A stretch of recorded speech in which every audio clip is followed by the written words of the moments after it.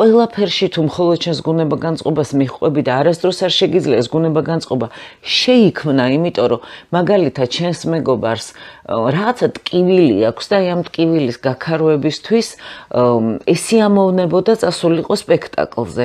და აი შენ კიდე იმ დღეს გერჩივნა, რომ ყოფილიყავი ჩაგეწრუპა შენთვის ადიალის ქვეშ და წიგნი წაგეკითხა, მაგრამ შეიქმნი განწყობას და წახვალ, იმიტომ რომ შენთვის ეს სოციალური ურთიერთობა არის ძვირფასი.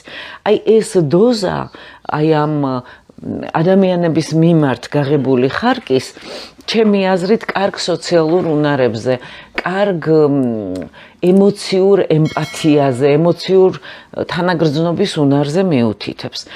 ამიტომ შვილებს ერთი რამ უნდა ვუთხრათ, რომ ყველაზე მნიშვნელოვანი არის ღირებულება. ეხლა შეიძლება ძალიან რადიკალური რამ ვთქვა, მაგრამ კონფორმიზმისტი შენ არ უნდა იყო ღირებულების მიმართ. აი მაგალითად, ჩემი ღირებულება არის, რომ ადამიანის დაცინვა, ამოთხუპნა, მისი დამცირება არის არაზრდასრულობა და საშინელება. და მე როდესაც ამას ვფიქრობ, მაშინ მე ამას არ ვაკეთებ ისეთი ადამიანების მიმართაც კი, რომლებმაც შეიძლება მაწყენინეს კიდეც.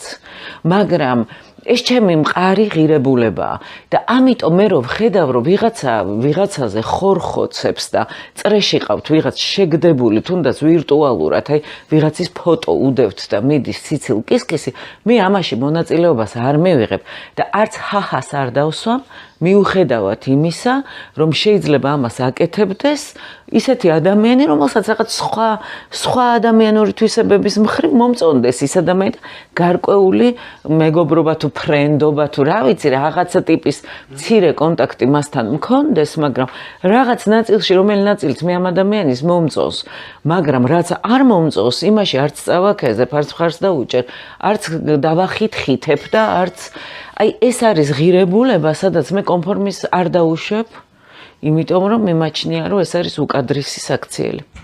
და ამ შვილებს უნდა ავუხსნათ ის, რომ ჯერ განამტკიცონ ის ღირებულებები, როგორ ადამიანებათაც მათ უნდათ, რომ ჩამოყალიბდნენ საერთოდ და შემდეგ დარჩნენ ამ თავისი იდეალების ერთგული. მე არავის ხათრით არავის არ მოვკლავ, აქედან გამომდინარე, ეს ხო ძალიან რადიკალური მაგალითი მოვიყვანე, არა, მაგრამ მოზარდობის ასაკში ეგეთი საშინელი კონფორმისტული ჯოგური კონფორმისტული ქცევაც რო ხროვა, რო ცალ-ცალკე ეს ბავშვები შეიძლება ჩვეულებრივი ბავშვები იყვნენ, რაღაც თავისებური აგრესიით და თავისებური დადებითი თვისებებით, მაგრამ უცებ შეიკრება ეს ხროვის გამანადგურებელი საშინელი ენერგია.